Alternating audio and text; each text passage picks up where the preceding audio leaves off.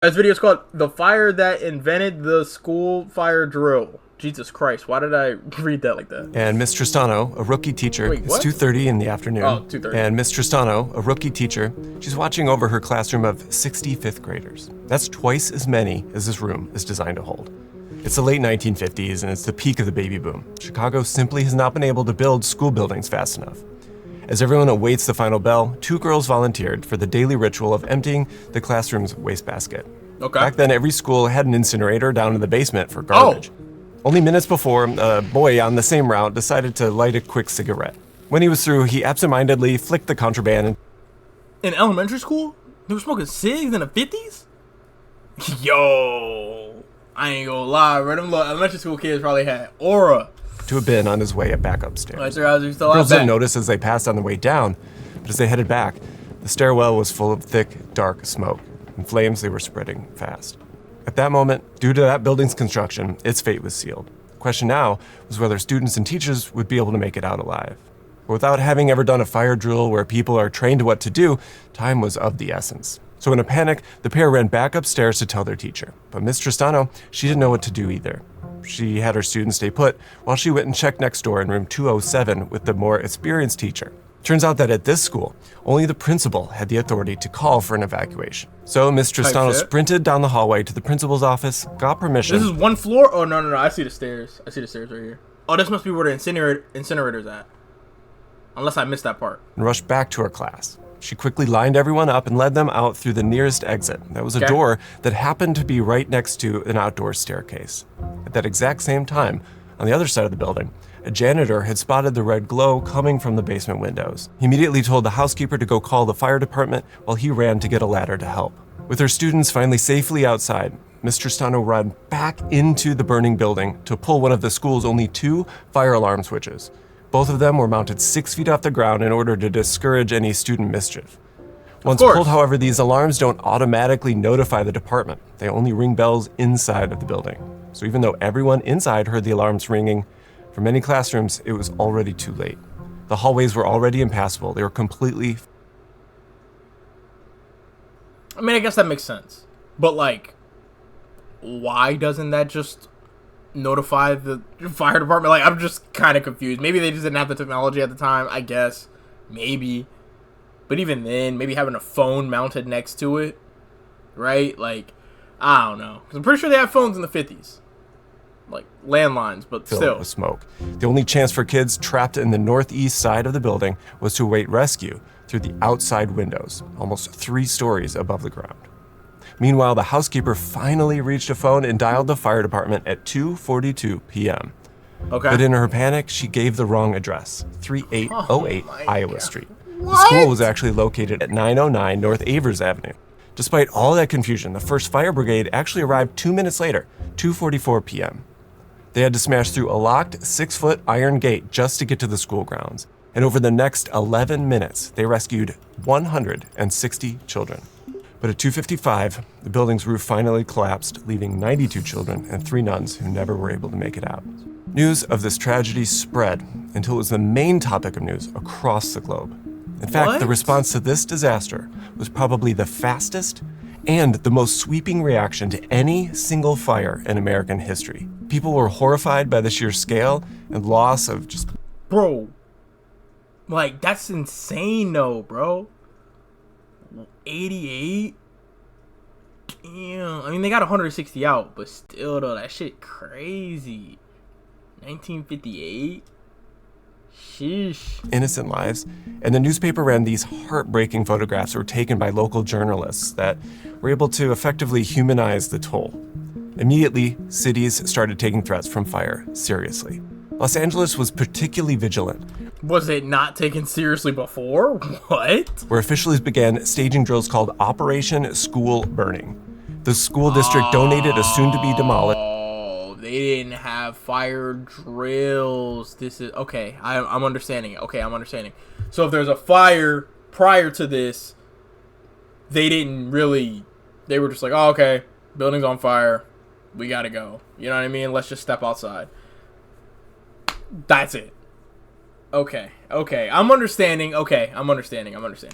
and they didn't drill for it, so the kids weren't really too, you know what I mean, hip to it. You hear the fire alarm going off, you don't really know what that means for real, type shit. Okay.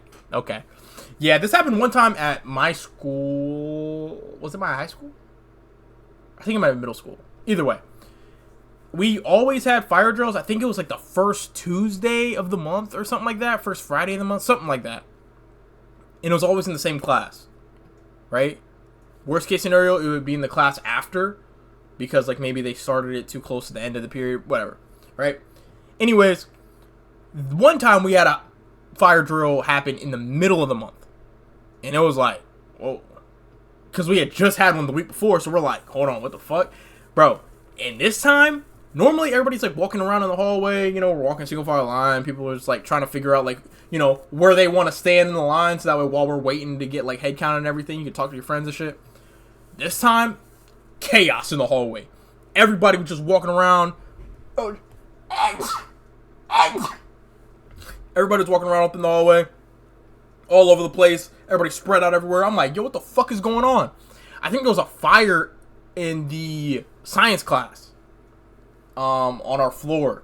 So then everybody had like left the building and shit like that. And then it was probably, it didn't, like the fire department didn't come or nothing like that. It was just like, we just had to get the fuck out because it could have gotten worse, I guess. But yeah, that shit was crazy. I was like, what? I thought our shit was cooked. But you know, like whenever you're a kid, you're just like, yes, burn the school down. Yes, now I don't have to go to school anymore. Yes, I can go home and endlessly try to play Sonic Heroes and beat it without a memory card. Building to the fire department for them to be able to perform testing on. They said over 150 fires inside, and they included a wide array of sensors and documentation so that they were able to model the effects of smoke and survivability in a multitude of different scenarios. For example, the effects of different finish materials on classroom walls and how it affects temperature over time. Meanwhile, the National Fire Protection Association launched an investigation in Chicago trying to piece together exactly why so many died. They found a clear pattern in the fatalities. They were clustered around a very specific set of classrooms that were near the stairwell where the fire first started. All except room 207, which even though it's right in the middle of the highest of danger zones, all students got out safely. That room happened to have a back door leading to the same exit that Miss Tristano's class took to escape.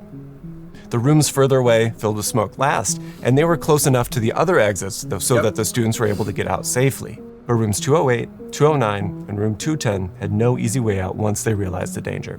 These details helped the investigators understand exactly how the fire spread inside of this building, but the real problems that led to so many deaths were already obvious. The NFPA quickly blamed the Chicago Archdiocese for keeping kids in what they called, quote, a fire trap. Honestly, it's almost exactly what it was. There were dozens of problems here, basic safety issues that wouldn't pass even the most casual. Schools that lack adequate exits and approved types of automatic sprinkler detection equipment which possess excessive amounts of highly combustible and finish. Poor outcome conditions as your fire test. Okay. Tight shit. I understand. Yeah, I get that. At first I was like, fire trap, I feel like they're kind of gassing it, but nah, like, because it doesn't pass like these particular checks, that kind of makes sense. Inspection today. Just look at the main stairwell where it all started. It acted just like a giant chimney. The wooden How do you have so many dangerous scenarios you're in? Bro, I'd just be living life, bro. Stairs were perfect fuel. The hallway and windows below provided oxygen, and the open stair shaft above facilitated a stack effect. My shit's nowhere near as bad as some of the other people I know. Like, my shit's tame. Cool air replaces warm air. Warm air case. Damn, so they had to like renovate like all the schools after this. Which pulled smoke upward rapidly, spreading it throughout the building. If the school had been built according to the building codes that were in place since 1948, over a decade before the fire, things would have looked very different. For starters, the stairwell would have been enclosed by fire-resistant walls, and the stairs themselves would have been made of materials that don't easily burn. Each floor would have had fire-rated doors that automatically close based on heat sensors detecting danger and keeping smoke contained into smaller areas instead of letting it spread throughout a floor. Those same heat sensors How the fuck did that door handle just come off like that? Contained into smaller areas instead of the fuck is this? Why does the door look like that? letting it spread throughout a floor. Those same heat sensors would have instantly sounded alarms, both inside the building and directly to the fire department, triggering sprinklers to douse the flames before they grow out of control. It would have also signaled an external box to show arriving emergency personnel exactly where the fire is located inside of the building. But none of those protections were in place, even though it was mandatory by law a full 11 years at that point. A fire inspection just weeks before the tragedy declared this building perfectly fine for occupancy. And technically, that was true, because it was built all the way back in 1903, long before anyone fully understood just how dangerous all of these design decisions would be. When new safety codes come along, older buildings usually get a free pass, and something that's called the grandfather clause. Yeah. Basically says, hey, your building's old, you don't have to change it right away. But after this fire, when people realized just how dangerous that loophole was, the entire country said enough. Over the next year alone, more than 16,500 schools across the US, schools that had previously dodged safety upgrades, were finally brought up to code. In Chicago, things were even more intense. The fire commissioner at that time, Robert Quinn, he immediately put firefighters on guard duty at dozens of public and private schools that he considered to be high risk. They literally stood watch around the clock until the buildings were made safe. And on top of that, the city ran. Alright, bro. I feel like that was a little much, bro. I ain't gonna lie. Like, yeah, I get it, especially because at the time, but like, I only broke my right forearm though, so it's chill. Wait, 9 or 10, my friend accidentally ran me over with a neighbor's four-wheeler when at my grandparents' house. See, the crazy thing is, I never broke no bones, though. I got really close. Like, I fucked up my... Wait, hold on. Which knee was it? Oh, shit. Oh, okay, never mind. It was both of my knees then. Okay, so my right knee, I was playing basketball. Jumped up, you know, doing my basketball thing. I think I got pushed, but I was running full speed. Boom. I fell on the ground, like, jumped up, knees out, right? Because I'm going up to, like, you know, make a shot. And then fell on the ground. Boom. My knee smacked the wall. I thought my shit was broke. I couldn't even, like, stretch my leg all the way out. Like, my shit was, like, stuck. My shit was stuck like this. My shit was stuck like this. Or, like, I could only do it like that. I couldn't stretch it all the way out. And, like, so I had to, like, I was, like, limping and shit to school, like, walking on my, like, tiptoe. I had to, like, walk like this. But then I went to the doctor, like, next day, day after, whatever. They said my bone was just bruised. So I just needed to, like, ice it and shit and it'd be alright. But then my left knee, I think I was skateboarding. And I, fell. Oh, somebody had a soccer ball in the road. I don't even know where the fuck that shit came from. Nobody played soccer in my neighborhood except for me. Or football, whatever. On the skateboard, boom, trip on the soccer ball. I start flying forward, right? I land on my knee, and I keep sliding on the road. Like, there's literally, like, my skin, you can see my skin in the road. And then it goes from, like, being brown to just black, not black, from brown to, like, red. And it's just blood. And then you could like, see through my knee. That shit was so fucked. That shit was fucked. I still went to school the next day, too. But that shit was fucked. I had to fill my fucking, like, shit with gauze. And then I had, like, wrapped it around with the shit. And I just kept it like that for, like, 2 months. Like, I couldn't, like, walk, really. Like, I mean, I still was walking because I still had to go to school and shit. But, like, how did you land on your shoulder or something? Oh, I used my hands. My hands were peeled, too, but, like, that shit not that bad. Your hands will grow back faster. But, like, that shit was, like, I was like, oh! Because I tried to stop myself, tried to catch myself. And, like, my hands were like, and then, like, my knee was just fucked. That shit was so fucked. That was probably the worst injury I had. Because that shit was bad. I was like, bro, what the fuck? That's probably why I have, like, knee problems now. Now that I think about it, I'm like, damn, bro. I did kind of just fuck my shit up. But it's not that bad anymore, though. At least, I don't think. Maybe it did have some, like, long-term effect or something on me. I don't know. Inspections everywhere, quickly checking every single school in the city. But it wasn't just the buildings themselves that needed fixing. Before the fire at Our Lady of the Angels, teachers weren't really trained for these kinds of things. Remember how Mr. Stano had to run to the principal first just to get permission to evacuate? That cost precious minutes. True. Afterwards, schools changed their approach so that teachers had clear instructions. If you see smoke or fire, pull the alarm immediately. Do not wait, don't ask permission, just get everyone out safely right away. Yeah. Don't hesitate, even for a second. This marked a huge shift in how schools handled fires. Just trust teachers, trust their judgment rather than waiting around for someone higher to say go. Do you know Like, could you imagine, bro? Literally, whole room on fire. You're like, oh shit. Let me get on the phone with the principal. Hello, sir. Yeah. Okay. I'll go on hold. What? Like, brother, there is a fire in the room. Fuck you mean I can't do that shit without your permission? Shut your dumb ass up. Like, what the fuck? I would have, I mean, I guess if the fire was in the room, maybe just would have had a different reaction. But yeah, that shit's crazy. Located my ankle at work. Had my right thumb finger crushed at both at different jobs 2 years ago. Fingers. I think my worst thing with my finger was like I think it was my pinky. My pinky toe too on my left foot. That shit's still fucked. It's been like over 10 years. But yeah, I was gonna say I lost my nail. Like I stubbed my toe really bad, and then yeah, the nail just looks really, really, really weird compared to the rest of my toes, but it's alright. And then my actual pinky, I think I like cut it because I was like fucking around with this knife in my car, and then like shit, it was nasty, but yeah, it's not that it's not crazy. I'm watching screen right now. It's pretty good. This nigga Ghostface aura farming though, type shit. Nah, I mean, I feel like Ghostface do got like his aura low-key has to carry, because like I don't really think the Scream movies like they're aren't they like kind of dumb? Like, don't you just like answer a phone or something and then like the guy like comes after you? Like, what happens if you just don't answer the phone? Like, where that is? Or indeed what it is, or how to operate it?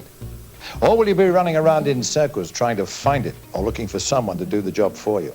Schools and fire departments started working closely together, giving teachers training on how to act during a fire. Hold on, to whoa, close, the Clemens whoa. started working closely together, giving teachers training on how to act during a fire. that fire truck look, he got aura though. Hold on. I'm low-key fucking with the, like, you know what I'm saying? The smaller type truck. I guess the hose is in the back, I guess. That I kind of fuck with this. To close the classroom doors, I to low-key keep fuck out with that smoke, design. I don't like open that. doors if the hallway looks I dangerous, and most understand what you're importantly, saying, though. how to calmly get... I think they're going to be referencing a lot of the older ones a lot, so I have to watch like some of the older ones. Because I think I might have seen them way back.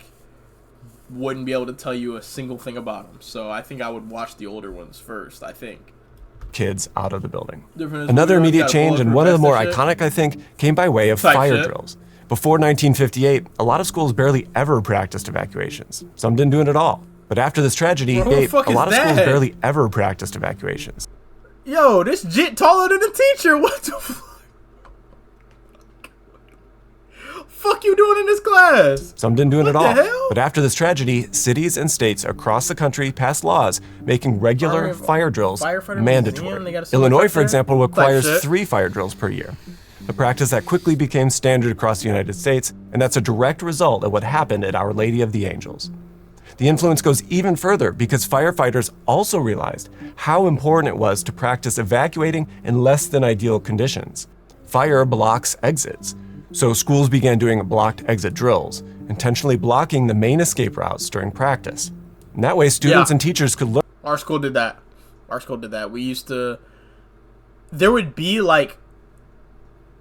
Because we would go through the fire exits. Like, the ones that you couldn't go through unless it would, like, trigger an alarm or whatever. They would set the fire alarm off for the drill. And cover up the normal shits. Like, the big doors that we go through to go to lunch or whatever. Or, like, the other... like, the other entrances and exits. They would cover those up. And then we would only go through the fire ones, or like down the stairs, through the shit. Like, they had like certain like pre-planned routes to the point where like we wouldn't even use the other ones, even if like they didn't cover them up. We only used the other exits. I guess it's like, you know, like to get us like prepared for it. But yeah, they did that shit with us. Learn to think quickly and find alternate ways out. All of these changes, better codes, regular drills, and teacher training, came together in reaction to this single event. And it wouldn't be long Damn. before these new approaches would be put to the test. Only 2 weeks after Our Lady of the Angels fire, an eerily similar one broke out in nearby Kenilworth, Illinois. It too was an older school building with combustible construction, with wooden interiors and things like that. This fire started in a closet at the base of a basement stairwell where it had the potential to grow and spread rapidly. It was almost the exact same setup. The main difference in Kenilworth is that the school had practiced a successful fire drill rehearsal following the new procedures. They even practiced a blocked exit scenario. And by sheer coincidence, or maybe some other force, the stairwell where the fire occurred was the very same one that was blocked during the drill. Not a single life was lost. In fact, since 1958, there's not been another. That's good practice. Hey, that's good practice. Whoever that principal was that thought about that shit, that's good practice, bruh. That's good practice. Whoever's idea was. That's 2 weeks after the other fire, too. That's, yeah, I ain't gonna lie. That's good shit. School fire with more than W 10 prep. lives lost. So the mandatory changes enacted a reaction that seemed to have worked. That doesn't mean that we're out of the woods, though.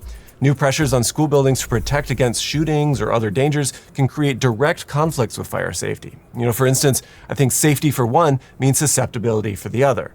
More doors for fire offers more points of access that are difficult to monitor and control. Fair. Even so, today in an average year, we'll see about 5,000 building fires across the US, but they rarely result. Facts, bro, facts. I'm telling you, bro, my high school's on fire like multiple times, bro. Like, but it's not like on fire though. You know what I'm saying? It's very like quick, like very quick. But then this is the 90s though. But still, like this is still an accurate number, like because I really think it's just science class, and access to microwaves. Because our microwave used to like damn near explode because dumbass kids would still put fucking Pop-Tarts in the fucking microwave with the aluminum paper or whatever the fuck on there. Like, why? Why are you still doing that? The fucking or they would cook their popcorn. They'd cook this little ass bag of popcorn for like 5 minutes. Whole fucking bag is black. I'm like, dude, what is wrong with you, bro? We would get our microwave privileges taken. We'd get them back like a month or two later. Someone else would fuck it up. Shit was ass, bro. Or somebody would fucking cook their they'd cook their lunch from home and they would leave the fucking fork in there. Metal fork, just fucking like fucking crazy. Like, ain't butter just sugar? Not necessarily. No. And fatalities. The majority of these incidences are arson or students playing with lighters in the bathroom. Oh, So yeah. building design and yeah. training for students and staff has come a long way. But there's another shift that I think is relevant. The idea that you can just trust the way that a building looks to tell you if it's safe or well built is always worth questioning. While an old brick church and school might look enduring because it's old, that doesn't necessarily mean that we shouldn't question whether it should stay that way. In fact, our next video goes into how our homes evolve in response to various pressures to change. Fire codes are one of them, but our home is impacted. Do y'all have like angles in your house? Like just in case, like, you know what I'm saying, somebody breaking through the front door or some shit, or the back door, y'all got like angles to hold? Like, oh shit, okay, boom. I can see them from like behind the living room chair, like through that shit, like boom, you shove the muzzle right there, like boom, I'm about to like, you know what I'm saying? Nah, you got no angles? I got a route. But, like, angles are always changing, though. I always change angles. I never keep the same shit. But I got a route, though. You know what I'm saying? Depending on where I'm at. And then, like, a break-in happens. Like, feel me? I be running, like, low-key drills and shit. By social and behavioral and market forces. And we trace the formation and disappearance of the parlor and the dining room in this fascinating video, which is available right now, 3 weeks before YouTube on Nebula. In fact, if you only catch me here on YouTube, you're missing out on a ton of stuff. Yeah, we're hitting that, Okay, yeah, that was a good video, though, bro. What was this? Stuart Hicks? Well, I'm gonna leave a sub, though, bro. That was a good video. Nice and informative too. I didn't know none of that shit. Like literally knew nothing. So that was fire. That was fire. Gotta love yo, okay, why is it just randomly got some update, bro? Like come on, gang. Like don't like alright. Let's oh shit.